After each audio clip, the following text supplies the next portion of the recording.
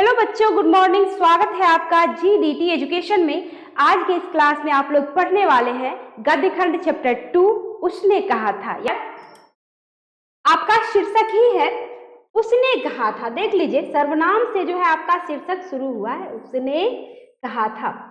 अब इसमें संज्ञा का आना भी बाकी है, यानी किसी का नाम नहीं है, मूल रूप से नाम नहीं है कि कौन है, यानी इसको अभी आपको एक तरह से रहस्यपूर्ण रखा गया है। रहस्यपूर्ण ढंग से जो है शीर्षक का नाम रखा गया है।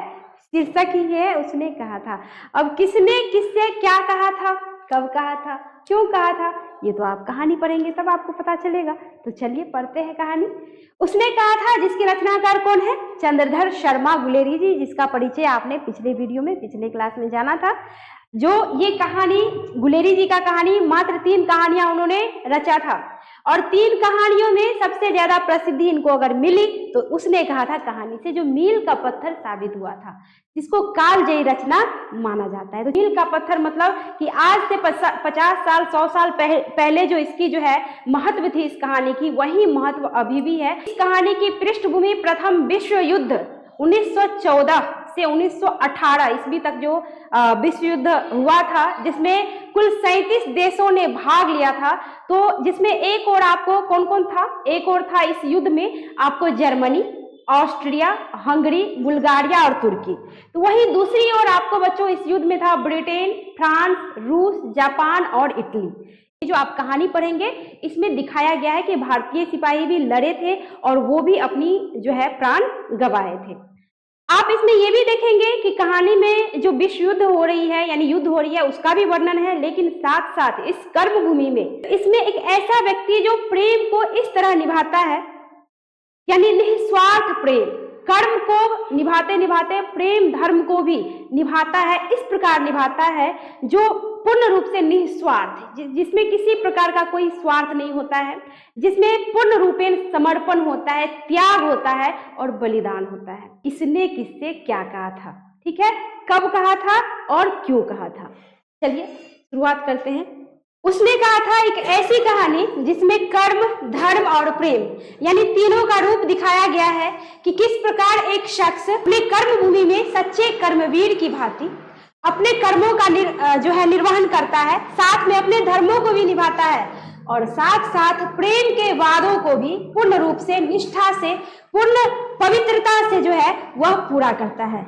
यानी एक ऐसा शख्स जो बचपन से प्रेम को, एक तरफा प्रेम को अपने हृदय में संजोकर दुनिया की नजरों से बचाकर अपने हृदय में रखता है और समय आने पर जो उनसे जो वादे उनको जो दिए जाते हैं, उनसे जो कुछ मांगा जाता है, तो वो अपनी जान की बाजी लगाकर उसको पूरा करते हैं। उसने कहा था एक ऐसी कहानी जो आप पढ़ेंगे तो आप समझेंगे कि वास्तव में एक मनुष्य को किस प्रकार कर्मवीर होना चाहिए, किस प्रकार धर्म का निर्वहन करना चाहिए और किस प्रकार प्रेम के रिश्तों को, चाहे कोई भी रिश्ता हो, माता पिता, भाई बहन, मित्र, कोई भी रिश्ता हो, उस रिश्ते में अगर प्रेम हो तो उस प्रेम के रिश्तों को, वादों को किस तरह जो है निभाना चाहिए। यानी इस कहानी में आप कर्म धर्म को तो देखेंगे ही, साथ में आपको ये भी देखने को मिलेगा कि किस तरह से प्रेम जो है निस्वार्थ पूर्ण होता है, किस तरह से प्रेम जो है पवित्र होता है, किस तरह से जो है प्रेम में किसी प्रकार की छल कपट, चतुराई और प्रपंच नहीं होती है। यानी आजकल पहले मतलब इस कहानी से आप ये भी सीखेंगे कि किस तरह से प्रेम में सिर्फ और सिर्फ समर्पण होता है, त्याग होता है, खुद अपना अस्तित्व मिटा देते हैं। लेकिन आजकल के प्रेम में अगर मेरा नहीं तो किसी का नहीं, यानी क्या, हम क्यों मरे, हम दूसरे को क्या कर देंगे, मार डालेंगे। आजकल ये होता है जो होना नहीं चाहिए। तो आज आप जो ये कहानी पढ़ेंगे ना, तो आप सीखेंगे इस कहानी के माध्यम से कि वास्तव में सच्चा प्रेम होता क्या है। प्रेम का नाम सिर्फ और सिर्फ त्याग है, समर्पण है, साधना है, सम्मान है, इज्जत है, प्रतिष्ठा है।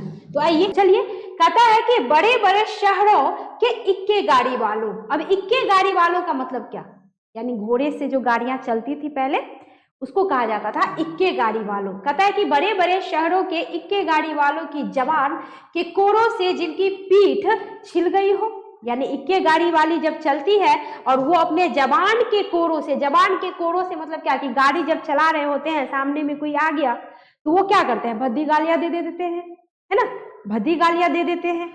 कुछ से कुछ बोल देते हैं। तो यहाँ पे कहता है कि इक्के गाड़ी वालों की जबान के कोड़ों से जिनकी पीठ छिल गई हो और कान पक गए हैं, तो उनसे हमारी प्रार्थना है कि अमृतसर के बम्बू काट वालों की बोली का मरहम लगावे।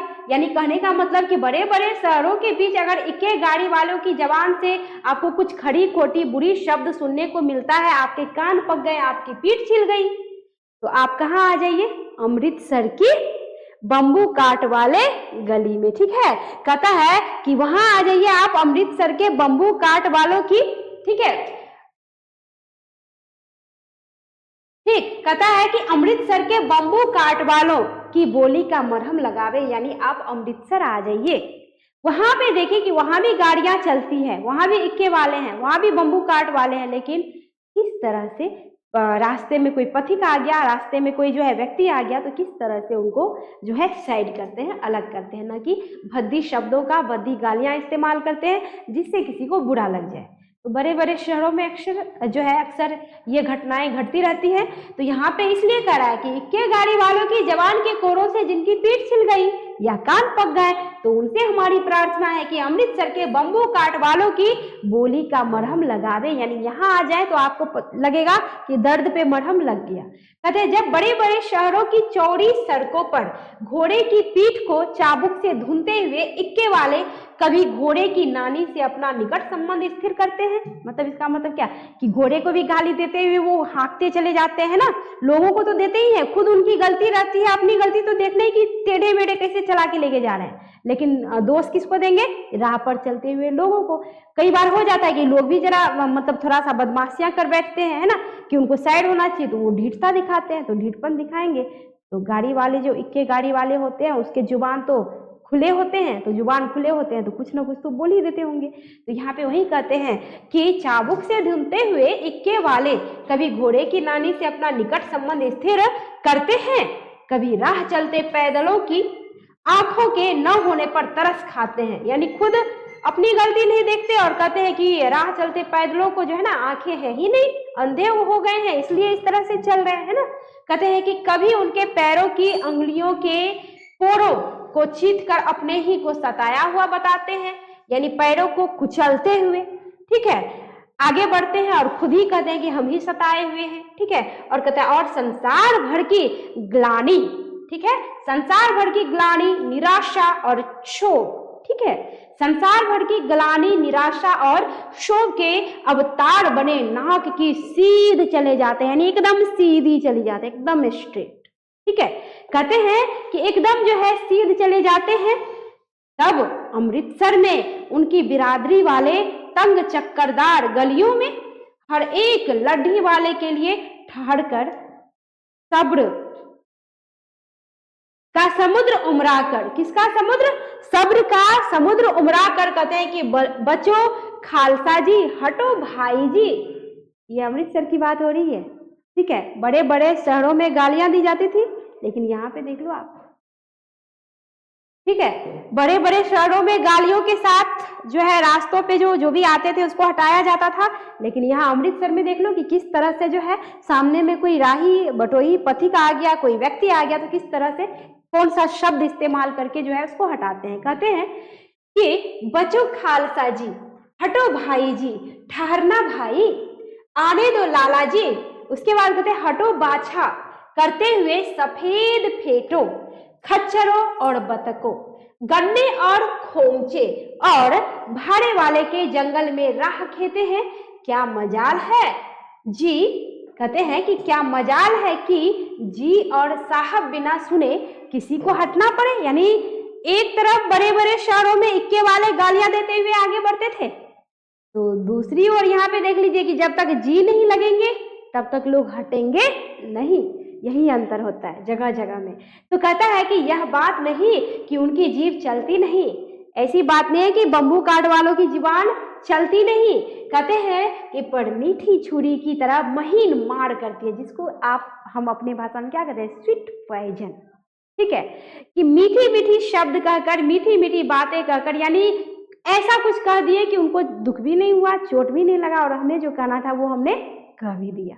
तो आजकल का ये जमाना है। आजकल वो नहीं है कि गुस्सा चढ़ गया तो 2 फाइट मारो मुक्का, दे दो 4 गालियां। आजकल का समय क्या है पता है कि मीठी मीठी शब्दों से ही मारो उन्हें, यानी स्वीट पॉइजन का काम करो।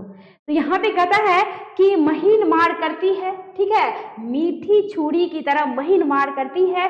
यदि कोई बुढ़िया बार बार चितौनी देने पर भी लीक से नहीं हटती, चितौनी मतलब चेतावनी देने पर मान लो कोई बूढ़ी बुजुर्ग महिला आ गई, वो लीक से, यानी लीक मतलब क्या, रास्ते से नहीं हट रही है ना, बार बार वो कहते हैं कि अरे भाई हटो माई, हटो दाई, हटो दादी, लेकिन वो हट नहीं रही है। तो कहता है तो उनकी वचनावली के ये नमूने, यानी अमृतसर के जो सड़क है, जो बम्बू काट वाले हैं, उनकी देखिए वचनावली क्या है।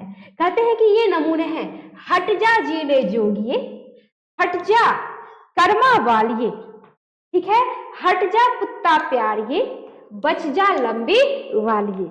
देख लीजिए कितना प्यार से एकदम मीठी छुरी चला रहे हैं कि कहते हैं हट जा जीने जोगिए, कि तू अभी जीने योग्य है, क्यों तू सामने आ रही है, हट जा। आगे कहते हैं कि कर्मा वाली, तू कर्मों वाली है, भाग्यों वाली है, हट जा पुत्ता प्यारी, तू तो अपने पुत्रों के लिए, अपने बच्चों के लिए प्यारी है, क्यों तू मेरे गाड़ी के सामने आ रही है, हट जा। ठीक, आगे कहते हैं कि बच जा लंबी वाली, तुम्हारी अभी तो जीने की जो है काफी उम्र बची हुई है, लंबी आयु है, तो क्यों अपना आयु खराब करने में लगी है, सामने से हट जा। देख लिए कि किस तरह से मीठी छुरी चलाकर उनको क्या क्या कहती है। आगे कहते हैं कि समष्टि में इसका अर्थ है कि तू जीने योग्य है, ठीक है, इसका मतलब ये हो गया कि जीने योग्य, मतलब क्या कि तू जीने योग्य है। उसके बाद है कि हट जा कर्मा वाली, यानी तू भाग्यों वाली है। उसके बाद कहते हैं कि हट जा पुत्ता प्यारी, यानी पुत्रों को प्यारी है। उसके बाद कहते हैं कि बच जा लंबी वाली, ठीक है। उसके बाद कहते हैं कि बच जा लंबी वाली, यानी कहते हैं कि लंबी उम्र तेरे सामने है, तू क्यों मेरे पहिए के नीचे आना चाहती है, बच जा, यानी मेरे पहियों के नीचे आके तू क्यों मरना चाहती है, बच जा यानी हट जा। तो देख लिए कि ये यही जुबान है, आप जिस तरह से अपने जुबान को चलाइए, यही जुबान है जो आदमी को क्या से क्या करवा देता है। यही जुबान जो पान खिलाए, यही जुबान जो जूते खिलाए, है ना। तो सब जुबान में ही जो है समाहित है। आप अपने जुबान को जिस तरह से चलाएंगे, कैंची की तरह चलाइए या प्रेम से चलाइए या जैसे चलाइए, ये आप पर निर्भर करता है। और आपकी पहचान इस जुबान से ही होती है, यानी आप जिस तरह की वचनावली आप लोगों के समक्ष प्रस्तुत करते हैं, रखते हैं, तो उसी तरह से उसी रूप में आप जाने जाते हैं, ठीक है। आगे कहता है कि ऐसे बम्बू काट वालों के बीच में होकर एक लड़का और एक लड़की, ठीक है। अब कहानी यहाँ से स्टार्ट है कि एक लड़का है और एक लड़की चौक की एक दुकान पर आ मिले, यानी चौक की एक दुकान है जहाँ पे वो लड़की और वो लड़का आ मिले। कहते हैं कि उसके बालों और इसके ढीले सूतने से जान पड़ता था, ढीले पजामे से जान पड़ता था कि दोनों सिख हैं। क्या है, दोनों सिख हैं। कहते हैं कि वह अपने मामा के केस धोने के लिए दही लेने आया था, यानी वो लड़का जो है दही लेने आया था और यह रसोई के लिए बड़ियां लेने आई थी। लड़का आया था क्या लेने, दही लेने, और लड़की आई थी बड़ियां लेने। कहता है दुकानदार एक परदेसी से गुथ रहा था जो शेर भर गीले पापड़ों की गड्डी को गिने बिना हटता न था, यानी शेर भर जो है आपको गीले पापड़ों की गड्डी था, ठीक है, जिसको गिने बिना वो हटता नहीं था। कहता है कि तेरे घर कहाँ है, यानी वहां होता क्या है कि दुकानदार एक परदेसी से गुथ रहा था जो शेर भर गीले पापड़ों की गड्डी को गिने बिना जो है हटता नहीं था। वहां पे एक लड़का लड़की जो है वहां पे आते हैं, तो लड़का पूछता है उस लड़की से कि तेरे घर कहाँ है, तो लड़की कहती है कि मगरे में, यानी वो बच्ची जो होती है वो कहती है कि मगरे में। फिर वो पूछती है कि और तेरे, तो लड़का कहता है कि तेरे घर कहाँ है, फिर वो क्या कहती है, मगरे में। कौन कहती है, ये लड़की। कहता है और तेरे, मांझे में। बताइए मगरे में किसका घर और मांझे में, बस याद रखना इसको। कहता है कि यहाँ कहाँ रहती है, अतर सिंह की बैठक में, ठीक है। कहता है वे मेरे मामा होते हैं, यानी अतर सिंह जो थे वे उस लड़की के कौन थे, मामा। आगे कहता है मैं भी मामा के घर यहाँ हूँ, उनका घर गुरु बाजार में है, यानी इनके मामा का घर कहाँ पे है, गुरु बाजार में है। इतने में दुकानदार निपटा और इनका सौदा जो इनका जो है सौदे देने लगा। सौदा लेकर दोनों साथ साथ चले। कुछ दूर जाकर लड़के ने मुस्कुराकर पूछा, यानी कुछ दूरी पर जाते हैं और लड़के जो है थोड़ा सा मुस्कुराते हैं और पूछते हैं, तेरी कुड़माई हो गई। यानी लड़का थोड़ा सा उसको चिढ़ाता है, जो लड़के की प्रवृत्ति होती है, तुम लोग अपने भी मत लेना, है ना, लेकिन होती है प्रवृत्ति थोड़ा सा बदमाशी शैतानी करने का। तो वो पूछता है, थोड़ा सा उससे मजाक करता है कि तेरी कुड़माई हो गई, मतलब तेरी सगाई हो गई, यानी उसको चिढ़ाता है। यहाँ पे कुड़माई का मतलब हो गया आपको क्या, सगाई। क्या मतलब हुआ, सगाई। तो कहता है कि तेरी सगाई हो गई। इस पर लड़की कुछ आंखें चढ़ाकर पहली बार कोई किसी से डायरेक्ट पूछ दे कि तेरी सगाई हो गई, तो क्या उसके अंदर क्या किस तरह का भाव उत्पन्न होगा, गुस्सा चढ़ेगा कि जान न पहचान, मैं तेरा मेहमान, मतलब जान पहचान हुआ भी नहीं और सगाई पे सीधे पूछ गया। तो वो लड़की आंखें चढ़ाकर, ठीक है, जो है धत कहकर दौड़ गई और लड़का मुंह देखता रह गया। दूसरे तीसरे दिन सब्जी वाले के यहाँ, दूध वाले के यहाँ अकस्मात यानी अचानक दोनों मिल जाते। महीना भर यही हाल रहा, महीनों तक एक दूसरे से टकराते रहते थे। कहता है 2-3 बार लड़के ने फिर पूछा, तेरी कुड़माई हो गई, और उत्तर में वही धत मिला। ठीक है, एक दिन जब फिर लड़के ने वैसे ही हंसी में चिढ़ाने के लिए पूछा, तब लड़की लड़के की संभावना के विरुद्ध बोली, ठीक है, कि हाँ हो गई। वो बोल दी कि हाँ हो गई। अब लड़का कहता है कब, अब उसको लग गया एकदम 440 वोल्ट का झटका। कहता है कि कब। ये लड़की जो है ना थोड़ा सा गुस्से में आके थोड़ा सा गुस्सा दिखाते हुए कहती है कि हाँ हो गई। ठीक है, कहता है कब, तो ये लड़की कहती है कल। देखते नहीं, यह रेशम से कढ़ा हुआ सालू, यानी रेशम से कढ़ा हुआ सालू है, मैं जो पहन रखी हूँ, ओढ़ के आई हूँ, तुम्हें दिखाई नहीं देता, मेरी सगाई हो गई। लड़की भाग गई। लड़के ने घर की राह ली, बेचारा करे तो करे क्या। कहता है कि रास्ते में एक लड़के को मोरी में ढकेल दिया, बेसुध हो गया बेचारा। एक लड़के को मोरी में नाले में धकेल दिया। कहता है एक छावनी वाले की दिन भर की कमाई खो दी। एक कुत्ते को पत्थर मारा, बुद्धि उसका काम नहीं कर रहा था कि सच में लड़की की सगाई हो गई। अब कहता है कि कुत्ते को जो है पत्थर मारा।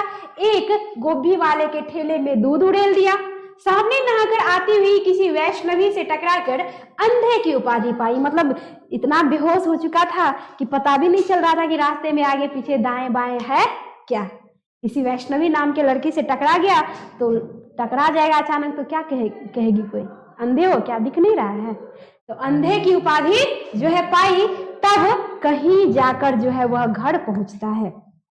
ठीक है, कहता है कि राम राम, यह भी कोई लड़ाई है। अब ये है आपको पार्ट 2, वही है ना, है पार्ट 2, ये है पार्ट 2, वो पार्ट 1 था, पार्ट 2 भाग 2। कहता है कि राम राम, यह भी कोई लड़ाई है। दिन रात खंदकों में बैठे हड्डियां अकड़ गई। हड्डियां अकड़ गई से तात्पर्य यानी जाड़े का मौसम होगा, ठंड होगी। कहता है कि लुधियाने से 10 गुना जाड़ा, कितना गुना, 10 गुना। कहता है और मेह और बर्फ, ऊपर से मेह मतलब कुहासा, ओस जो गिरती है। कहता है कि मेह और बर्फ ऊपर से पिंडलियों तक कीच में धसे हुए हैं। कहता है कि गनीम कहीं दिखता ही नहीं। कहता है घंटे 2 घंटे में कान के पर्दे फाड़ने वाले धमाके के साथ सारी खंदक हिल जाती है और 100-100 गज धरती उछल पड़ती है। मतलब बम का जो है आवाज इस तरह से होता है, विस्फोट इस तरह से होता है थोड़ी थोड़ी देर पे कि लगता है कि धरती क्या हो रही है, हिल गई है, हिलने लग गई है। अब आगे कहता है कि इस गैबी गोले से बचे तो कोई लड़े। नगरकोट का जलजला सुना था। नगरकोट मतलब क्या, पढ़े हैं तो बताइए, पीछे आप पढ़े हैं ना तो जवाब दीजिए आप लोग। नगरकोट का जलजला क्या, याद करो थोड़ा सा। वाह बेटा, बहुत अच्छा बहुत अच्छा। पंचायती नगरकोट का जलजला से मतलब हुआ हिरोशिमा पे जो बम गिराया गया था। आया समझ, अरे बात आई समझ में। यहाँ पे नगरकोट का मतलब हो गया कि जलजला। कहता है नगरकोट का जलजला सुना था। यहाँ दिन में 25 जलजले होते हैं, यानी नगरकोट में तो बस 2 बार बम गिराया गया। किसने गिराया था, अमेरिका ने। किसने, अमेरिका ने बम गिराया था वहां पे क्या ट्राई करने के लिए कि थोड़ा सा, जब नया नया वो परमाणु बम बनाया था तो उन्होंने कोशिश ट्राई करने के लिए कि देखते हैं कि वो सोच ही रहे थे कि कहीं गिराएंगे। लेकिन उस टाइम में हुआ क्या कि जापान के जो शासक थे ना, बड़ा बदमाशी कर रहे थे, खचरपन्नी पे उतर आए थे, यानी शांत होने का नाम ही नहीं ले रहा था। थोड़ा सा छेड़ दिया अमेरिका को, अब लो अमेरिका को भी मौका मिल ही गया, बोला रह बेटा तेरा अब इलाज करना जरूरी है। जो बम बनाया था उसको क्या किया कि वहीं पे गिरा दिया, डायरेक्ट हिरोशिमा पे गिराया, ठीक है। तो वहां पे जो जापान के हिरोशिमा नागासाकी के चौक पे जो बम गिरा तो वहां की स्थिति यानी सब कुछ भाप बन के उड़ने लगा, कुछ भी नहीं बचा। अभी भी वहां की स्थिति ऐसी है कि वहां की मिट्टी अभी भी बंजर है, लोग अभी भी अपाहिज लूले लंगड़े पैदा होते हैं।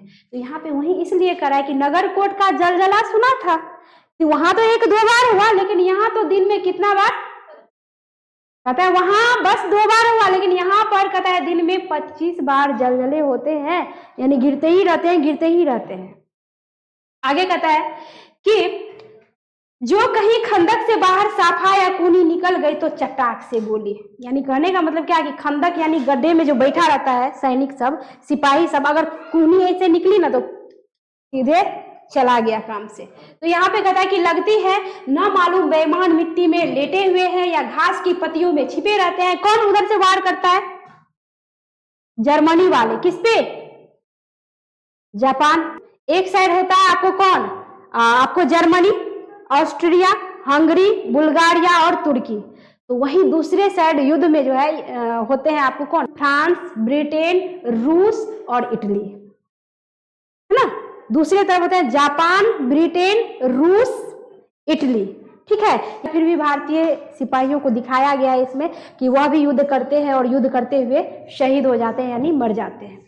तो यहाँ पे कहता है कि न मालूम जो है, कहता है न मालूम बेईमान मिट्टी में लेटे हुए हैं या घास की पत्तियों में छिपे रहते हैं। लहना सिंह और 3 दिन, उसी बीच में कोई आवाज देता है, कोई कहता है कि लहना सिंह और 3 दिन, बस 3 दिन की खेल है, उसके बाद सब कुछ खत्म। कहता है लहना सिंह और 3 दिन है, 4 तो खंदक में बिता ही दिए, यानी 4 दिन उसी गड्ढे में बिता दिया, ऐसा भयानक युद्ध। कहता है कि 4 तो खंदक में बिता ही दिए, परसों रिलीफ आ जाएगी और फिर 7 दिन की छुट्टी, यानी परसों रिलीफ आएगी, उसके बाद 7 दिनों की हमें क्या हो जाएगी, हम लोगों को छुट्टी मिल जाएगी। अगर पढ़े हो तो जवाब दिया करो, तो हम भी तो जाने कितना याद है चैप्टर में सब कुछ। कहता है कि अपने हाथों झटका करेंगे और पेट भर खाकर सो रहेंगे, यानी सो जाएंगे। उसी फिरंगी मेम के बाग में मखमल की सी हरी घास है, फल और दूध की वर्षा कर देती है, लाख कहते हैं दाम नहीं लेती, कहती है कि तुम राजा हो, मेरे मुल्क को बचाने आए हो। अब यहाँ पे मेम का क्या मतलब? यहाँ पे मेम का, फिरंगी मेम का तात्पर्य यह हुआ कि भारतीय सिपाही जो लड़ने के लिए आए थे, तो चूंकि दूसरे देश के लिए लड़ने के लिए आए थे, तो वो फिरंगी मेम यानी वो जो विदिशनी थी ना, अंग्रेजों की जो है पत्नियां, तो वो फिरंगी मेम क्या करती थी कि थोड़ा थोड़ा अच्छा कुछ भोजन पानी दे देती थी कि खाएगा पिएगा बढ़िया से तभी तो लड़ पाएगा। तो ये लोग चाहते थे कि मतलब आप दाम ले लो इसका, लेकिन वो लेती नहीं थी। वो बोलती थी कि तुम तो राजा हो, मेरे देश को बचाने आए हो, तो हम दाम क्यों ले, यानी बस खाओ पियो बढ़िया से रहो और युद्ध अच्छा से करो पूरी हिम्मत और ताकत के साथ। तो कहता है कि मेरे मुल्क को बचाने आए हो, 4 दिन तक पलक नहीं झपकी, 4 दिनों तक पलक नहीं झपकाया गया। कहता है कि बिना फेरे घोड़ा बिगड़ता है, ठीक है, और बिना लड़े सिपाही, यानी सिपाही को बिठा कर कहीं छोड़ दो तो उसको मन नहीं लगेगा, वो बिगड़ जाता है, और बिना चले घोड़ा भी बिगड़ जाता है, खुट्टा से बांध के रखो तो। कहता है कि मुझे तो संगीन चढ़ाकर मार्च का हुक्म मिल जाए, फिर 7 जर्मनों को अकेला मारकर न लौटूं, ठीक है, तो मुझे यहाँ पे लौटू होगा। कहता है कि ना लौटू तो मुझे दरबार साहब की देहली पर मत्था टेकना नसीब ना हो, यानी इन लोगों को, इन सिपाहियों को गुस्सा चढ़ जाता है कि ये युद्ध तो खत्म होने का नाम ले ही नहीं रहा है। उस खंदक में पड़े पड़े, एक तो ऊपर से इतनी ठंड, तो वो सोच रहा है कि मुझे अगर मिल जाए ना ऐसा मौका, हुक्म मिल जाए ना बस एक बार, तो 7 जर्मनियों को एक साथ लेके डूब जाऊं, यानी एक साथ उसको मैं सीधे स्वर्गलोक पहुंचा दूं। तो यहाँ पे कहता है कि तो मुझे दरबार साहब की देहली पर मत्था टेकना नसीब ना हो, अगर मैं 7 जर्मनियों को ना मार दिया एक बार में तो मैं दरबार साहब के यहाँ मतलब क्या अपने जो गुरु के दरबार पे वो लोग जाते हैं मत्था टेकने, है ना, कहते हैं कि वहां पे मैं ना जाऊं। अब कहता है कि पाजी कहीं के कलों के घोड़े संगीन देखते ही मुंह फाड़ देते हैं और पैर पकड़ने लगते हैं। कहता है यो अंधेरे में 30-30 मन का गोला फेंकते हैं। उस दिन धावा किया था 4 मील तक। कहता है एक जर्मन नहीं छोड़ा था। पीछे जनरल ने हट आने का जो है कमांड दिया। नहीं तो मतलब अगर उस दिन जो है हमको अगर जो है मतलब कमांड नहीं दिया रहता, मतलब जनरल से नहीं मिला रहता, तो उसी दिन तो उसका जो नसो कर देते। पता है ना कि उब गए थे युद्ध करते करते खंदक में, ठंड में रहे। कहता है नहीं तो सीधे बर्लिन पहुंच जाते। क्यों? सूबेदार हजारा सिंह ने मुस्कुरा कर कहा। अब सूबेदार हजारा सिंह कहता है, मुस्कुरा के कहता है कि वो कहता है कि क्यों? लड़ाई के मामले में जमादार या नायक के चलाए नहीं चलते। यानी हजारा सिंह उन लोगों के सूबेदार थे जो वरिष्ठ पद पे होते हैं, है ना। एक सूबेदार होता है जो जिले का मालिक होता है, तो उसी तरह आपको युद्ध में जो फौजी होते हैं उसका जो सबसे मतलब बड़े पद पे होते हैं वो सूबेदार कहे जाते हैं। उन्हीं के देख रेख में सब कुछ होता है। तो यहाँ पे कहता है कि क्यों? सूबेदार हजारा सिंह ने मुस्कुरा कर जो है कहा, लड़ाई के मामले जमादार या नायक के चलाए नहीं चलते। सही बात है, जमादार क्या कर लेगा या फिर कोई नायक क्या कर लेगा, मेन जो होते हैं अफसर होते हैं उनका मिलेगा इशारा तभी ना कुछ करेगा। तो यहाँ पे कहता है कि नायक के चलाए नहीं चलते, बड़े अफसर दूर की सोचते हैं। 300 मील का सामना है, एक तरफ बढ़ गए तो क्या होगा। 1-2 मील का सामना नहीं था, यहाँ पे कहता है कि 300 मील का सामना है। आगे कहता है कि सूबेदार जी सच है। लहना सिंह बोला, यानी लहना सिंह कहता है कि सूबेदार जी सच है, पर करे क्या, हड्डियों में तो जारा धस गया है, सूर्य निकलता नहीं और खाई में दोनों तरफ से चंबे की बावलियों के से जो है सोते झर रहे हैं। एक धावा हो जाए तो गर्मी आ जाए। यानी लहना सिंह सोच रहा है कि एक धावा यानी एक बार बस हो जाए ना लड़ाई तो थोड़ा सा शरीर में क्या आ जाएगा, गर्मी आ जाएगा। मतलब खंदक में बैठे बैठे अकड़ गए थे सब, ठंड लग रही थी, सो अलग धूप भी नहीं निकल रही थी। तो वो सोच रहा है कि एक धावा हो जाए तो शरीर में क्या आ जाए, गर्मी आ जाए। कहता है कि उद्यमी उठ, सिगरी में कोले डाल, सिगरी में कोले मतलब कोयला डाल आग तैयार करने के लिए। वजीरा तुम 4 जन बाल्टियां लेकर खाई का पानी बाहर फेंको। यानी उद्यमी को कहा गया कि उठ तू सिगरी में क्या डाल, कोयले। और वजीरा को कहा जाता है कि तू 4 जन यानी 4 आदमी बाल्टियां ले और खाई में जाके उसमें जो पानी है उसको क्या करो, बाहर फेंको। महासिंह शाम हो गई, ठीक। कहता है खाई के दरवाजे का पहरा बदल दे। उसको कहा जाता है कि खाई के दरवाजे पे जो पहरेदार है उसको बदल दे, यानी अब कोई दूसरा आएगा वो भी थोड़ा खाएगा पिएगा आराम करेगा या जो भी काम होगा करेगा, है ना। तो वो बोला पहरा बदल दे। यह कहते हुए सूबेदार सारी खंदक में चक्कर लगाने लगे। मतलब ये जो सारी बात जो यहाँ पे हुई है किसने कहा, सूबेदार ने। किसने कहा, सूबेदार ने।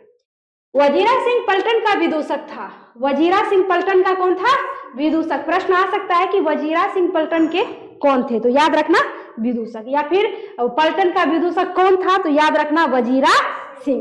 कहता है कि बाल्टी में गंदला पानी लेकर खाई के बाहर फेंकता हुआ बोला, वजीरा सिंह बोलता है कि मैं पाधा बन गया हूं, करो जर्मनी के बादशाह का तर्पण। यानी मार दो उसे, तर्पण करो, मरता है कोई तो तर्पण किया जाता है ना। तो कहता है करो जर्मनी के बादशाह का तर्पण। इस पर सब खिलखिला पड़े और उदासी के बादल फट गए। सैनिक सिपाही फौजी के जीवन में कुछ नहीं होता, बस वो लोग अपने झुंड में ही मस्ती कर लेते हैं। क्या पता कब किसकी जिंदगी कहाँ से छिन जाए, कोई अता पता नहीं रहता। तो वो लोग अपने में ही, अपने जितने सारे दोस्त यार होते हैं बस उतने में मस्ती करके अपना दिन काटते रहते हैं। जीवन होता है संघर्ष भरा, लेकिन उतने में बड़े खुशी पूर्वक मस्ती से रहते हैं। तो देख लो क्या हुआ कि सबके चेहरे पर उदासी थी, सब थके से थे, थोड़ा सा हंसी लग गया, माइंड थोड़ा सा फ्रेश हो गया। तो कहता है कि उदासी के बादल फट गए। लहना सिंह ने दूसरी बाल्टी भर उसके हाथ में देकर कहा, अपनी बाड़ी के खरबूजे में पानी दो, ऐसा खाद पानी पंजाब भर में नहीं मिलेगा। हाँ, देश क्या है, स्वर्ग है। मैं तो लड़ाई के बाद सरकार से 10 गुमा जमीन यहाँ मांग लूंगा और फलों के बूटे लगाऊंगा। अब यहाँ पे ये कहता है वजीरा सिंह कि मैं तो सरकार से क्या करूंगा कि 10 गुना जमीन यहाँ पे मांग लूंगा और यहाँ पे फलों और बूटों को क्या करूंगा, लगाऊंगा, यानी पेड़ पौधे लगाऊंगा। लाड़ी होड़ा को भी यहाँ बुला लोगे, लाड़ी होड़ा मतलब पत्नी को भी बुला लोगे, या वो कहता है कि या वही दूध पिलाने वाली फिरंगी मेम, यानी इसको चिढ़ाता है कि अपने लाड़ी होड़ा को यहाँ पे बुलाओगे, यानी बाड़ी झाड़ी लगाने के बाद, या फिर उस फिरंगी मेम को जो तुमसे पैसा नहीं लेती, फ्री में तुमको खिला देती है, पिला देती है। यानी सब दोस्त एक दूसरे को क्या करते हैं, कान खींचने में लगे रहते हैं, मजाक उड़ाने में, है ना। तो वो मजाक करता है कि किसको लाओगे, अपने बीवी को या फिर उस फिरंगी मेम को। चुप कर, यहाँ वालों को शर्म नहीं। तो ये कहता है कि चुप कर, यहाँ वालों को शर्म नहीं, यानी शर्म तो आती नहीं। देश देश की चाल है, आज तक मैं उसे समझ ना सका कि सिख तंबाकू नहीं पीते। मतलब फिरंगी है, विदेशी है, तो उन लोगों के लिए दारू शराब आम बात होगी। तो वो बार बार क्या जिद करती थी कि लो तुम भी पियो, और ये मना करता था। तो यहाँ पे इसलिए वो कह रहा है कि यहाँ के मतलब लोगों को शर्म है कुछ है ही नहीं कि किसके साथ क्या बोले, क्या बर्ताव करे, है ना। तो यहाँ पे कहता है कि देश देश की चाल है, मतलब जैसा देश वैसा भेष। तो कहता है कि आज तक मैं उसे समझा न सका कि सिख तंबाकू नहीं पीते। जो सिख होते हैं वो सिगरेट तंबाकू सेवन नहीं करते, वह सिगरेट देने में हट करती है। मतलब सिगरेट पीती होगी तो बोलती होगी लो तुम भी पियो, या फिर नहीं भी पीती होगी तो देती होगी, कि विदेशिया लोग जो होते हैं वो तो सिगरेट पीते हैं। तो वो हट करती थी कि मतलब क्या, सिगरेट लो, फोटो में लगाना चाहती है और मैं पीछे हटता हूँ, ठीक है। तो समझती है कि राजा बुरा मान गया, अब मेरे मुल्क के लिए लड़ेगा नहीं। अच्छा, अब बोधा सिंह कैसा है? अच्छा है। अब पूछता है कि बोधा सिंह कैसा है? तो ये कहता है कि अच्छा है, जैसे मैं जानता ही न हूं, रात भर तुम अपने दोनों कंबल उसे उड़ाते हो और आप सिगरी के सहारे गुजर करते हो। ये बात कौन बोलता है? वजीरा बोलता है आपको, लहना सिंह को, कि क्या मुझे नहीं पता कि तुम कैसे उसको रख रहे हो? रात भर तुम अपना जो है कपड़ा कंबल उसको ओढ़ा देते हो और खुद आग के सहारे सारी रात क्या करते हो? काटते हो। देख लो कितना समर्पण होता है उन लोगों में। कहता है कि उसके पहरे पर आप पहरा दे आते हो, यानी जहां पे बोधा सिंह को पहरा देना होता है वहां पे लहना सिंह क्या करता है? जाके पहरा देता है।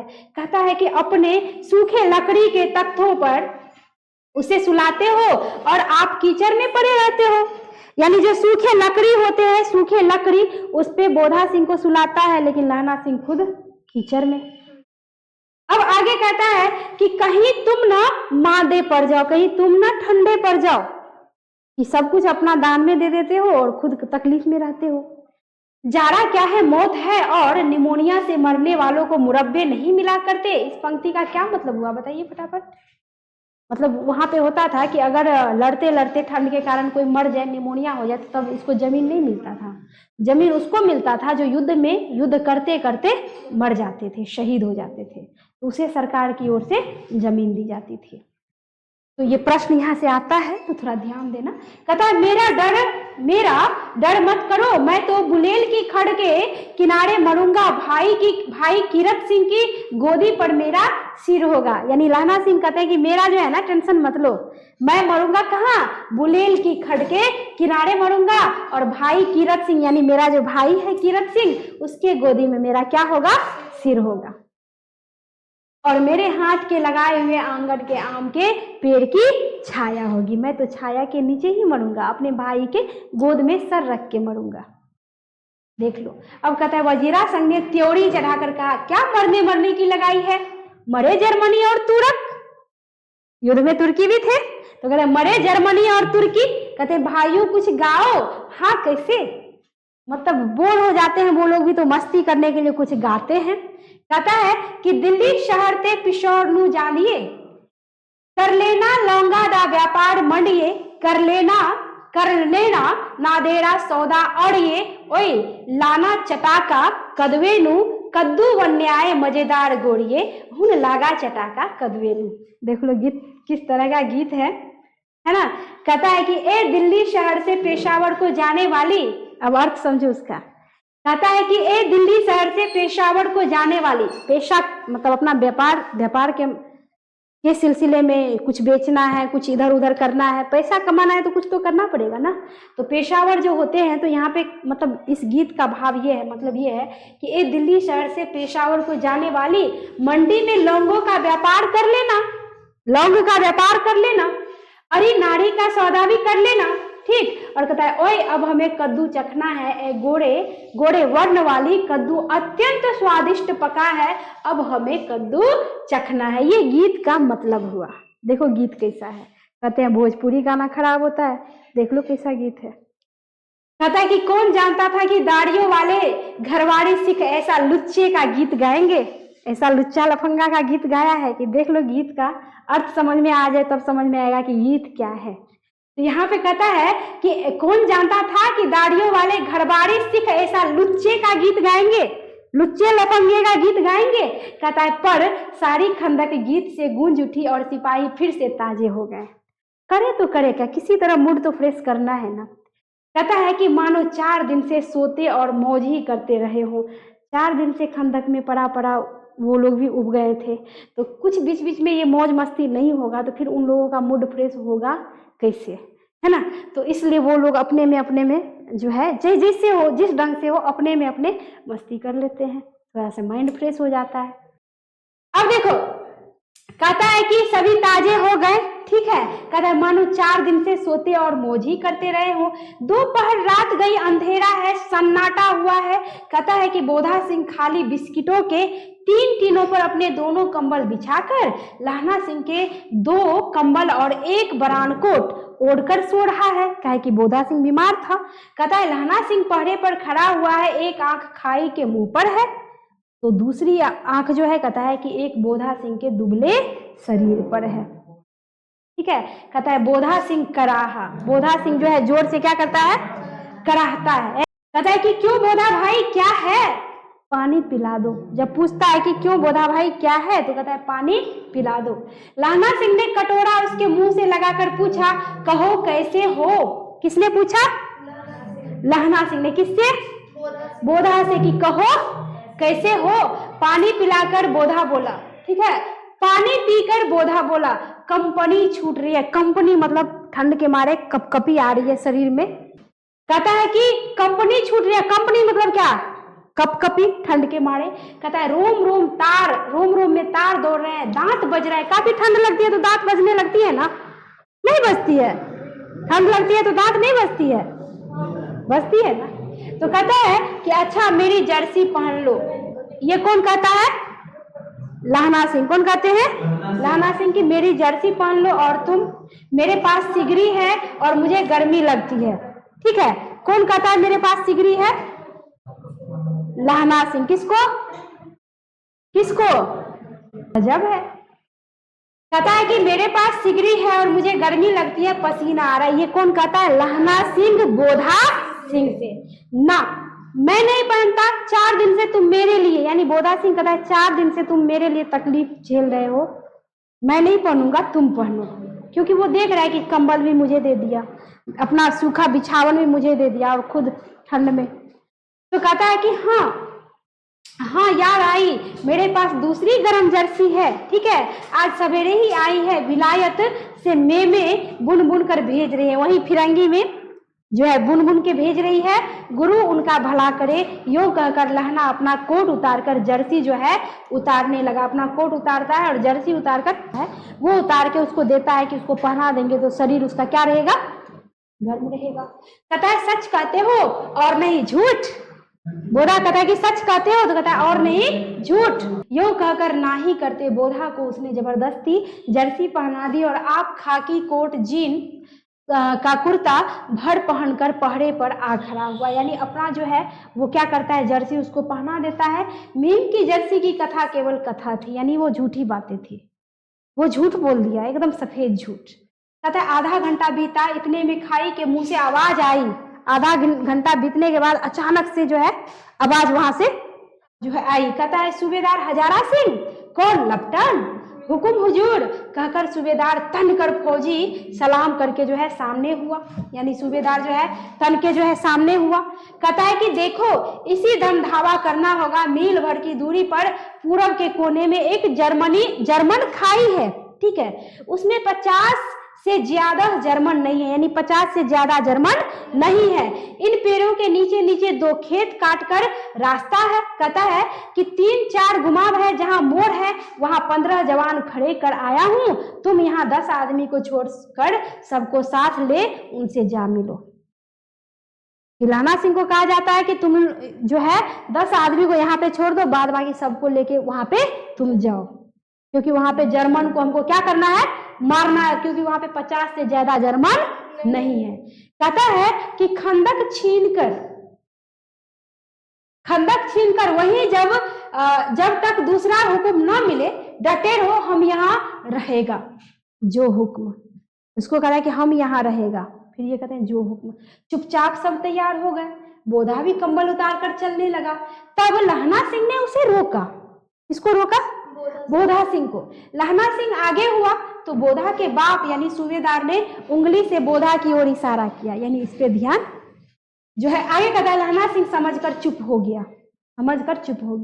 पीछे 10 आदमी कौन रहे, इस पर बड़ी हुज्जत हुई कि अब यहाँ पे 10 आदमी रहे तो रहे कौन। कहता है कि कोई रहना न चाहता था। समझा बुझाकर सूबेदार ने मार्च किया। लेफ्टिनेंट साहब लहना की सिगरी के पास मुंह फेर कर खड़े हो गए, यानी लेफ्टिनेंट जो है ना ऐसे पीछे मुंह करके क्या हो गया, खड़ा हो गया। कहता है कि खड़े हो गए और जेब से सिगरेट निकालकर सुलगाने लगे। 10 मिनट बाद उन्होंने लहना की ओर हाथ बढ़ाकर कहा कि लो तुम भी पियो। लेफ्टिनेंट कहता है लहना को कि लो तुम भी पियो। आंख मारते मारते लहना सिंह सब समझ गया, यानी लहना सिंह समझ गया कि ये कोई असली लेफ्टिनेंट नहीं है, कोई नकली व्यक्ति है जो लेफ्टिनेंट के भेष में यहाँ पे आया है। यानी उसका सारा प्लानिंग जो भी था वो सब समझ गया लहना सिंह। कहता है कि लहना सिंह सब समझ गया, मुंह का भाव छिपाकर जो है मुंह का भाव छिपा लेता है और बोलता है कि लाओ साहब। हाथ आगे करते हुए उसने सिगरी के उजाले में साहब का मुंह देख लिया। जैसे ही इसे पलटा होगा देने के लिए तो जो है मुंह देख लिया, बाल देखे, तब उसका माथा ठनकता है। ठीक है, कहता है लेफ्टिनेंट साहब के पट्टियों वाले बाल एक दिन में कहाँ उड़ गए, कि बाल था पट्टी वाला वो कहाँ उड़ गया। ठीक है, उसके बाद कहता है कि उनकी जगह कैदियों के से कटे हुए बाल कहाँ से आ गए, कैदी जैसा बाल था उसका, कटा सा। कहता है शायद साहब शराब पिए हुए हैं और उन्हें बाल कटाने का मौका मिल गया है। लहना सिंह ने जांचना चाहा। अब लहना सिंह सोचा कि क्यों ना इसकी परीक्षा ली जाए कि असली लेफ्टिनेंट है या नकली। लेफ्टिनेंट साहब 5 वर्ष से उसकी रेजिमेंट में थे। ठीक है, लेफ्टिनेंट साहब जो है कितने वर्ष से, 5 वर्ष से लहना सिंह के रेजिमेंट में थे। कहता है क्यों साहब, हम लोग हिंदुस्तान कब जाएंगे? कौन कहता है? लहना सिंह। कहता है लड़ाई खत्म होने पर, वो कहता है लेफ्टिनेंट की लड़ाई खत्म होने पर। क्यों, क्या यह देश पसंद नहीं है? नहीं साहब, शिकार के वे मजे यहाँ कहाँ। याद है पारसाल नकली लड़ाई के पीछे हम आप जगाधारी जिले में शिकार करने गए थे, यानी उसको पकड़ने के लिए ये जाल बिछा रहे हैं।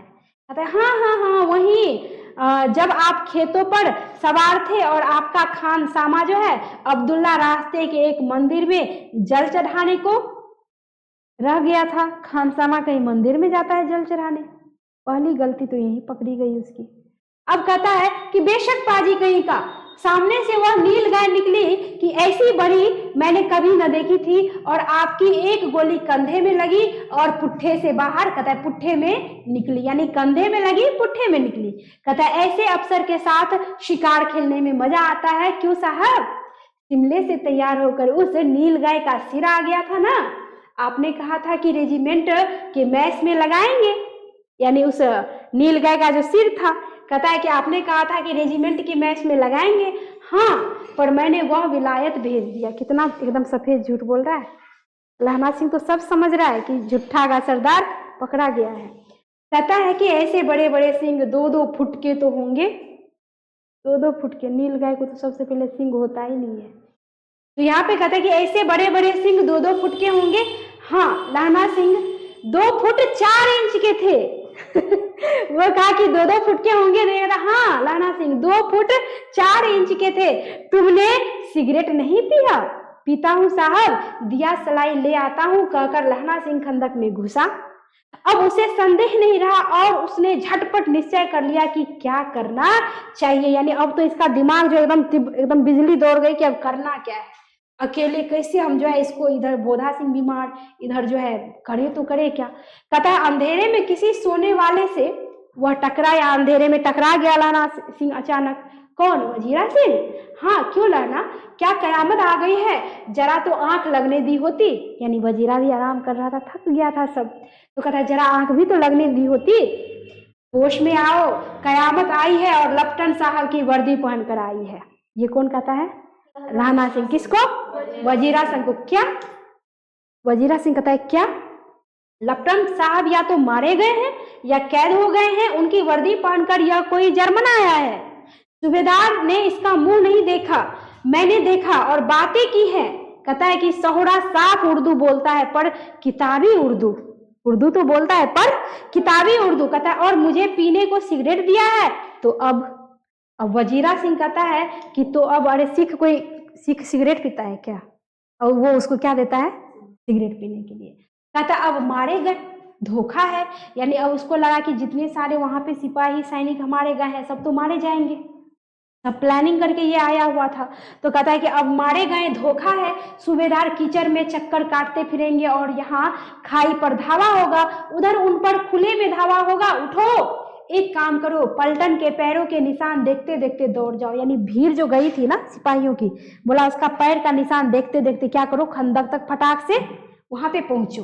ठीक है, कहता है कि निशान देखते देखते वहां तक तुम जो है पहुंचो, अभी बहुत दूर न गए होंगे। सूबेदार से कहो कि एकदम लौट आए, खंदक की बात झूठ है, यानी कोई खंदक नहीं है।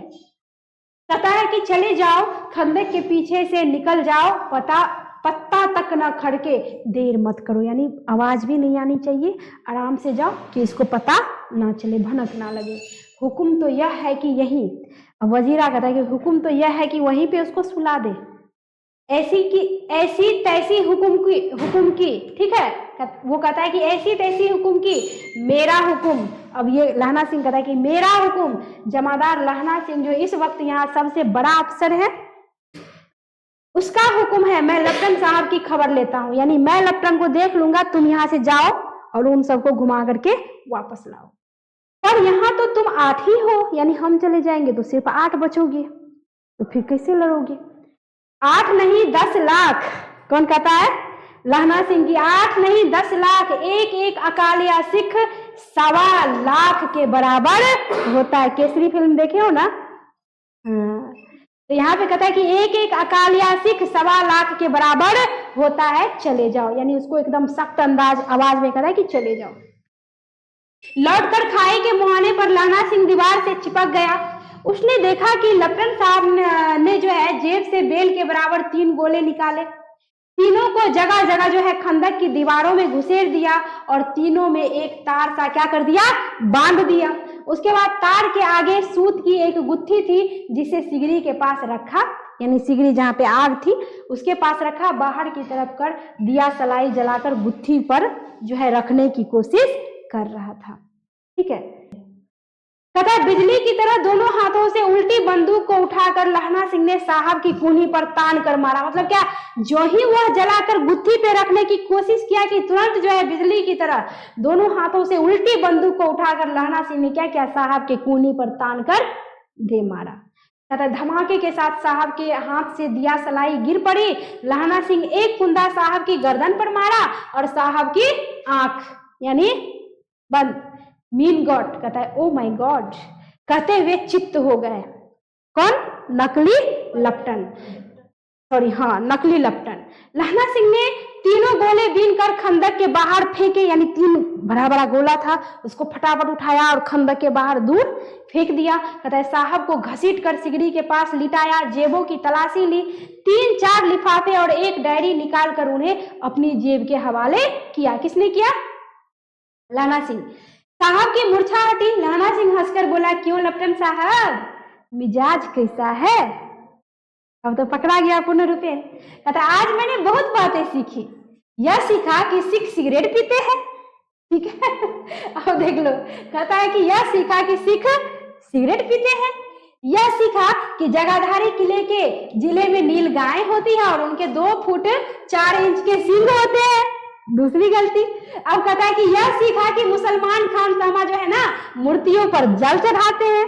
बुड़बक को इतना नहीं पता कि मुस्लिम हिंदू का धर्म क्या होता है और किस तरह से पूजते हैं।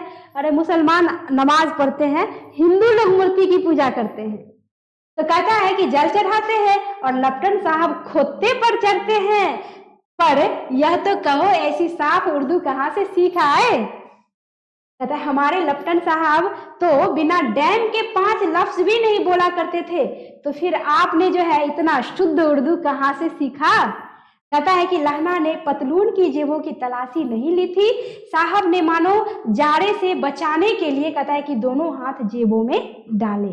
ठीक है, कहता है कि साहब ने जो है मानो जाड़े से बचने के लिए दोनों हाथ क्या किए, जेब में डालते हैं। लहना सिंह कहता गया कि चालाक तो बड़े हो, पर मांझे का लहना इतने बरस लपटन साहब के साथ रहा है, उसे चकमा देने के लिए 4 आंखें चाहिए, यानी 4 आंखें तुम्हारे पास होनी चाहिए कि मुझे कोई चकमा दे दे।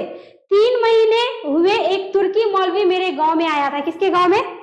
लहना के गांव में। कहता औरतों को बच्चे होने की ताबीज मारता था। कौन? तुर्की मौलवी। कहता है कि और बच्चों को दवाई देता था। चौधरी के बड़ के नीचे मंजा बिछाकर हुक्का पीता रहता था और कहता कि जर्मनी वाले बड़े पंडित हैं, ठीक है, वेद पढ़कर उसमें से जो है कहता है विमान चलाने की विद्या जान गए हैं। वेद पढ़ के कहीं विमान चलाया जाता है? रावण का युग है क्या? तो कहता है कि गौ को नहीं मारते, हिंदुस्तान में आ जाएंगे तो गौ हत्या बंद कर देंगे।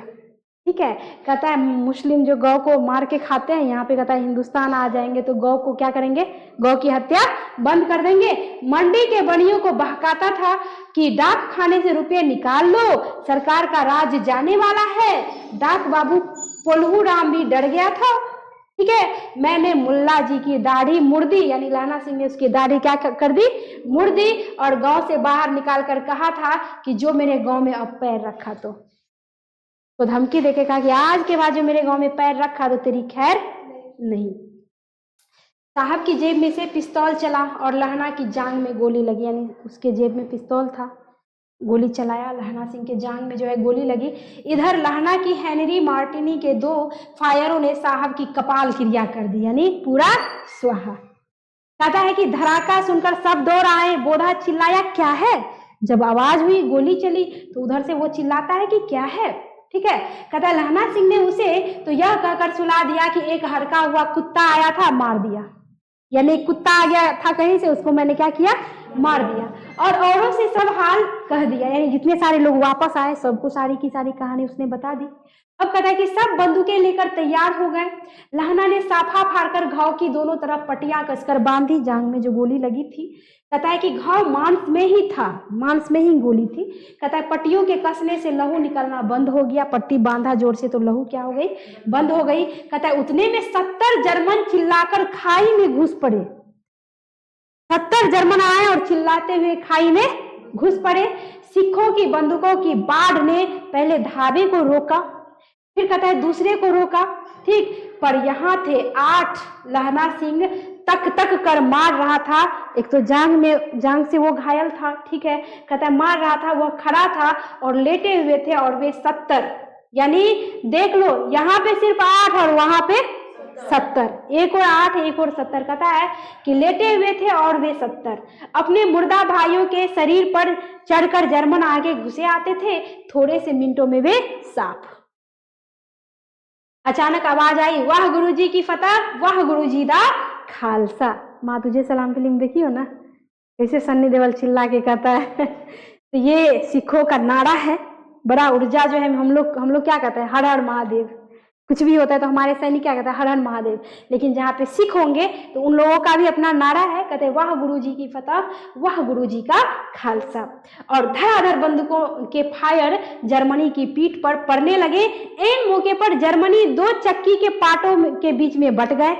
कैसे बट गए देख लो। कहता है पीछे से सूबेदार हजारा सिंह के जवान आग बरसाते, पीछे जो वो लोग वापस लौट के आए, उधर सैनिक, इधर 8 जो है, इधर लाना सिंह के जो साथ था, बीच में पड़ गया कौन, जर्मनी वाले। कहता है ना दूसरे के लिए जो है खड्डे खून के जो है रखा था, खुद के लिए जो है उसका खुद खाई में जा गिर गया।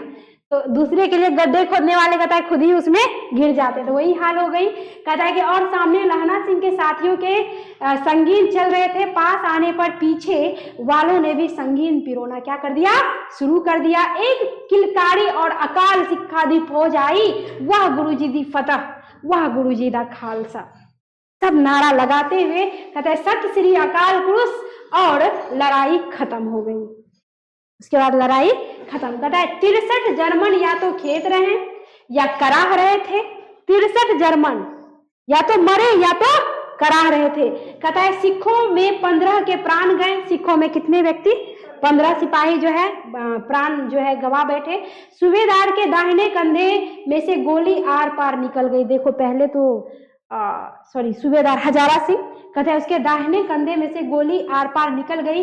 लहना सिंह की पसली में एक गोली लगी, यानी पहले तो जांघ में लगा था, पसली में गोली लगी। कहता है उसने घाव को खंदक की गीली मट्टी से पूर दिया, मतलब भर दिया। बताओ क्या उन लोगों का जीवन होता है, कोई मलहम पट्टी इलाज नहीं, जाते जाते जाएगा, तब तक मिट्टी को ही उसमें क्या किया, हाँ भर दिया। देख लो कितना दर्द होता होगा। तो यहाँ पे ये कहानी सुनते हैं तो ऐसा लग रहा है रियल में भी ऐसा होता है। तो यहाँ पे कहता है कि क्या किया, गीली मिट्टी से इसको पुर लिया, यानी भर दिया। बताओ, कहता है कि और बाकी का साफा कसकर कमरबंद की तरह लपेट दिया ताकि खून रुक जाए। कहता है किसी को खबर न हुई कि लहना के दूसरा घाव, भारी घाव लगाने, किसी को पता नहीं चला कि भारी भयंकर घाव जो है उसके शरीर में है, क्योंकि किसी को पता चलने भी नहीं दिया। कहता लड़ाई के समय चांद निकल आया था, ऐसा चांद जिसके प्रकाश से संस्कृत कवियों का दिया हुआ क्षय नाम सार्थक होता है। और हवा ऐसी चल रही थी जैसी कि वान भट्ट की भाषा में दंती विनोपदेशाचार्य कहलाती, यानी दंती विनोपदेशाचार्य कहलाती। कहता है वजीरा सिंह कह रहा था कि कैसे मन मन भर फ्रांस की भूमि मेरे बूटों से चिपक रही थी जब मैं दौड़ा दौड़ा सूबेदार के पीछे गया था। सूबेदार लहना सिंह से सारा हाल सुन और कागजात पाकर उसकी तुरंत बुद्धि को सराह रहे थे। सूबेदार जो है ना लहना सिंह से सारा हाल जो है सुनकर और कागजात पाकर उसकी तुरंत बुद्धि को सराह रहे थे कि लहना ने कितनी तीव्रता से, कितना दिमाग सूझबूझ से काम लेके सबको बचा लिया, नहीं तो कोई बचता नहीं। सिर्फ 15 शहीद हुए, तो युद्ध में तो शहीद होते ही हैं। तो कहता है कि सराह रहे थे और कह रहे थे कि तू ना होता तो आज सब मारे जाते, यानी लहना नहीं होते तो शायद कोई नहीं बचता। कहता है कि इस लड़ाई की आवाज 3 मील दाहिनी ओर की खाई वालों ने सुन ली थी। उन्होंने पीछे से टेलीफोन कर दिया था, ठीक है। कहता है वहां से झटपट 2 डॉक्टर और 2 बीमार ढोने की गाड़ियां चली, जो कोई 1.5 घंटे के अंदर आ पहुंची। 1.5 घंटे के बाद आया। कहता है कि फील्ड अस्पताल नजदीक था, सुबह होते होते वहां पहुंच जाएंगे, इसलिए मामूली पट्टी बांधकर एक गाड़ी में घायल लिटाए गए और दूसरी ओर लाशें रखी गई। सूबेदार ने लहना सिंह की जांघ में पट्टी बंधवानी चाहिए कि भाई पट्टी तो बंधवा लो कम से कम। उसको तो लगा जांघें में घाव है, लेकिन घाव तो उसको और भी जगह था। तो कहता है कि पर उसने यह कहकर टाल दिया कि थोड़ा घाव है, सवेरे देखा जाएगा। बोधा सिंह ज्वर से में बर्रा रहा था, यानी उसको बुखार था ही। तो कहता है कि बोधा सिंह बर्रा रहा था, वह गाड़ी में लिटाया गया। लहना को छोड़कर सूबेदार जाते नहीं थे, मतलब सूबेदार सोच रहे थे कि हम अकेले छोड़कर तुम्हें कैसे जाए, वो जा नहीं रहे थे। यह देख लहना ने कहा कि तुम्हें बोधा की कसम है। लहना जो है सूबेदार को कसम दे देता है कि तुम्हें बोधा की कसम है और सूबेदारनी की सौगंध जो इस गाड़ी में न चले जाओ। कसम दे दिया कि तुमको जाना पड़ेगा। कहता है और तुम, किसने कहा, सूबेदार ने कहा कि और तुम मेरे लिए वहां पहुंचकर गाड़ी भेज देना, तब तक बचेगा तब ना। कहता है गाड़ी भेज देना और जर्मन मुर्दों के लिए भी तो गाड़ियां आती होंगी। मेरा हाल बुरा नहीं है, देखते नहीं मैं खड़ा हूं, वजीरा सिंह मेरे पास ही है। यानी उसको जो है एकदम झूठ बोल के विदा कर देता है। कहता है अच्छा, पर बोधा गाड़ी पर लेट गया। भला आप भी चढ़ जाओ, सुनिए तो। सूबेदारनी होड़ा को चिट्ठी लिखो तो मेरा मत्था टेकना लिख देना। अब यहाँ से देखो कहानी में थोड़ा सा ट्विस्ट आया। यहाँ पे कहता है कि सूबेदारनी को अगर चिट्ठी लिखो तो मेरा मत्था टेकना, यानी मेरा नमस्ते कह देना, और जब घर जाओ तो कह देना कि कि मुझसे जो उन्होंने कहा था। देखिए आपका शीर्षक शुरू हुआ था उसने कहा था। अब देखो यहाँ पे पता चलेगा कि किसने किससे क्या कहा था। कि कहता है कह देना उससे कि उन्होंने जो कहा था, मतलब मुझसे जो उन्होंने कहा था मैंने वह कर दिया। कहता है गाड़ियां चल पड़ी थी। सूबेदार चढ़ते चढ़ते लहना का हाथ पकड़कर कहा कि तूने मेरे और बोधा के प्राण बचाए हैं, लिखना कैसा, साथ ही घर चलेंगे अपनी सूबेदारनी को तू ही कह देना उसने क्या कहा था। यानी अपने सूबेदारनी को तू ही कह देना कि उसने क्या कहा था। लेकिन ये बेचारा बचेंगे तभी तो। कहता है अब आप गाड़ी पर चढ़ जाओ, मैंने जो कहा है वह लिख देना और कह भी देना। ये बात कौन कहता है? लहना सिंह। गाड़ी के जाते ही लहना लेट गया, वजीरा पानी पिला दे और मेरा कमरबंद खोल दे, तर हो रहा, यानी दर्द से अब सहन नहीं हो रहा।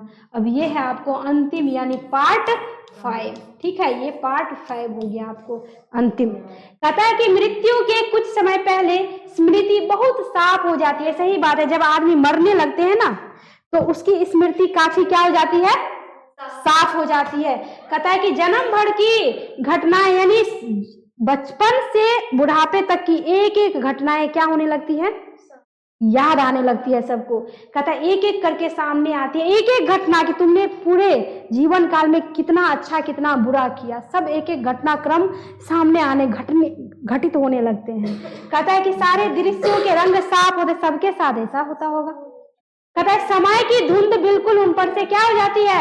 हट जाती है, यानी जो बीत गया वो धुंध हट जाती है और लोग जो है एक एक चीज को देखने लगते हैं प्रत्यक्ष नजरों से।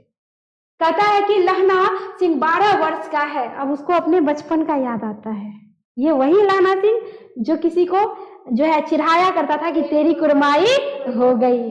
अब देखो कहता है लहना सिंह जी जी जी कहता है लहना सिंह 12 वर्ष का है, अमृतसर में मामा के यहाँ आया हुआ है। ठीक है, अब आप लोग भी समझ गए होंगे कि क्या है पूरी कहानी। ठीक है, अमृतसर में मामा के यहाँ आया हुआ है, दही वाले के यहाँ, सब्जी वाले के यहाँ, हर कहीं से उसे एक 8 वर्ष की लड़की जो है मिल जाती है। जब वह पूछता है तेरी कुरमाई हो गई, तब धक्का कर वह भाग जाती है। एक दिन उसने जो है वैसे ही पूछा तो उसने कहा हाँ कल हो गई, देखते नहीं यह रेशम के फूलों वाला सालू। सुनते ही लहना सिंह को दुख हुआ, क्रोध हुआ। क्यों हुआ? क्योंकि वो लड़की को बहुत ज्यादा प्रेम करता था। कहता है वजीरा सिंह पानी पिला दे, उसको अब एक एक चीज याद आ रहा है। कहता है 25 वर्ष बीत गए। कितने वर्ष? 25 वर्ष बीत गए इस फौज में भर्ती हुए। कहता है कि अब लहना सिंह 77 राइफल्स के जमादार हो गया है। उस 8 वर्ष की कन्या का ध्यान ही न रहा, काम में इतने व्यस्त हो गए कि 8 वर्ष की लड़की का ध्यान ही न रहा। कहता है कि न मालूम वह कभी मिली थी या नहीं। 7 दिन की छुट्टी लेकर जमीन के मुकदमे की पैरवी करने वह अपने घर गया। वहां रेजिमेंट के अफसर की चिट्ठी मिली कि फौज लाम पर जाती है, फौरन चले आओ। साथ ही सूबेदार हजारा सिंह की चिट्ठी मिली कि मैं और बोधा सिंह भी लाम पर जाते हैं, लौटते समय हमारे घर होते जाना। मतलब सूबेदार ने कहा कि जब तुम लौटना ना तो मेरे घर होते हुए जाना, साथ चलेंगे। सूबेदार का गांव रास्ते में पड़ता था और सूबेदार उसे बहुत चाहता था, यानी लहना सिंह को बहुत ज्यादा मानता था। लहना सिंह सूबेदार के यहाँ पहुंचा। अब जो पहुंचता है तो कहता है कि जब चलने लगे तब सूबेदार बेड़े में से निकल कर आया। बोला लहना सूबेदारनी तुमको जानती है। ठीक है, बुलाती है जामिला। कौन कहता है? सूबेदार। लहना सिंह भीतर पहुंचा कि सूबेदार ने मुझे कैसे जानती है? सूबेदार ने तुमको जानती है, मतलब तू जा। सूबेदार वो सोच रहा है कि सूबेदार ने मुझे कैसे जानती है? कब से? रेजिमेंट के क्वार्टरों में तो कभी सूबेदार के घर के लोग रहे ही नहीं, तो फिर मुझे जानते कैसे हैं? तो जानती कैसे है? कहता है कि दरवाजे पर जाकर सॉरी जी हाँ ठीक है। कहता है दरवाजे पर जाकर मत्था टेकना कहा। आशीष सुनी। लहना सिंह चुप। मुझे पहचाना नहीं? तेरी कुरमाई हो गई? सूबेदारनी कहती है तेरी कुरमाई हो गई? हट कल हो गई, देखते नहीं रेशमी बूटों वाला सालू। अमृतसर में भावों की टकराहट से मूर्छा खुली। अब उसको जो है जब भाव मिले तब मूर्छा खुली। कहता है करवट बदली पसली का घाव बह निकला, यानी घाव जो था वह बह निकला। कहता है वजीरा पानी पिला, उसने कहा था। अब वो बोल रहा है कि घटनाक्रम जो है उसे याद आ रहा है। कहता है उसने कहा था स्वप्न चल रहा है, सूबेदारनी कह रही है कि मैंने तेरे को आते ही पहचान लिया। जब वो आ रहा था लाना सिंह तो सूबेदार ने उसको आते ही पहचान ली कि ये वही बचपन का लड़का है जो मुझे चिढ़ाया करता था। कहता है कि एक काम कहती हूँ, मेरे तो भाग फूट गए, सरकार ने बहादुरी का खिताब दिया है, लायलपुर में जमीन दी है, 8 नमक हलाली का मौका आया है। कहता है पर सरकार ने हम तीमियों की घगड़िया पलटन क्यों न बना दी, जो मैं भी सूबेदार जी के साथ चली जाती। कहता है एक बेटा है फौज में भर्ती हुए, उसे 1 ही वर्ष हुए, यानी बोरा सिंह को गए हुए कितने वर्ष, 1 वर्ष। कहता है 1 ही वर्ष हुआ है, उसके पीछे 4 और हुए, यानी उसके पहले 4 बच्चे और हुए थे। कहता है पर एक भी जिया नहीं, सब मर गए। कहता है सूबेदारनी रोने लगी, अब दोनों जाते हैं, मेरे भाग तुम्हें याद है, एक दिन टांगे वाले का घोड़ा दही वाले की दुकान के पास बिगड़ गया था, तुमने उस दिन मेरे प्राण बचाए थे। इस लड़के ने, लहरा सिंह ने 12 वर्ष की उम्र में उस लड़की का यानी सूबेदारनी का उसके नीचे जाने से बचाया था। तो कहता है आप घोड़े की लातों में चले गए थे, मुझे उठाकर दुकान के तख्ते पर खड़ा कर दिया था, ऐसे ही इन दोनों को बचाना। यानी फिर से वचन लेती है, को कहती है कि ऐसे ही इन दोनों को बचाना, मेरी भिक्षा है तुम्हारे आगे मैं आंचल पसारती हूँ। वो आंचल पसारती है कि मेरे पति और मेरे बच्चे को तुम बचाना। ठीक है। कहता है कि रोती रोती सूबेदारनी ओबड़ी में चली गई, लहना भी आंसू पोंछता हुआ बाहर आया। ठीक है। अब कहता है वजीरा सिंह पानी पिला, उसने कहा था, बार बार एक ही चीज रिपीट कर रहा है कि उसने कहा था। कहता है लहना का सिर अपनी गोद में रखे वजीरा सिंह बैठा है, जब मांगता है तब पानी पिला देता है। आधे घंटे तक लहना चुप रहा, फिर बोला कौन, कीरत सिंह, यानी पूर्ण रूप से बेहोशी की अवस्था में। अब जैसे उसकी प्राण छूटने को थी तो उसको पहचान ही नहीं आया कि हम किसके गोद में हैं। कहता है कौन, कीरत सिंह, यानी अब अपने भाई को याद कर रहा है। कहता है वजीरा ने कुछ समझकर कहा हाँ। वजीरा को समझ में नहीं आया कि कीरत सिंह का नाम क्यों पुकार रहा है, फिर उसको लगा कि वो अब लगता है, तो कहता है हाँ भैया मुझे और ऊंचा कर ले, अपने पट पर मेरा सिर रख ले। पहले ही बोला था कि मैं मरूंगा वजीरा सिंह तो अपने भाई कीरत सिंह के गोद में। तो कहता है और ऊंचा रख ले। वजीरा ने वैसा ही किया, यानी वो जो जैसे जैसे बोलता था वो वैसे वैसे करता गया। हाँ अब ठीक है, पानी पिला दे बस, अब के हार में यह आम खूब फलेगा। अब आम भी उसको याद है मरने के टाइम में, देख लो। कहता है चाचा भतीजा दोनों यही बैठकर आम खाना। ठीक है। कहता है जितना बड़ा तेरा भतीजा है उतना ही बड़ा यह आम का आम है, आम का पौधा है, आम है।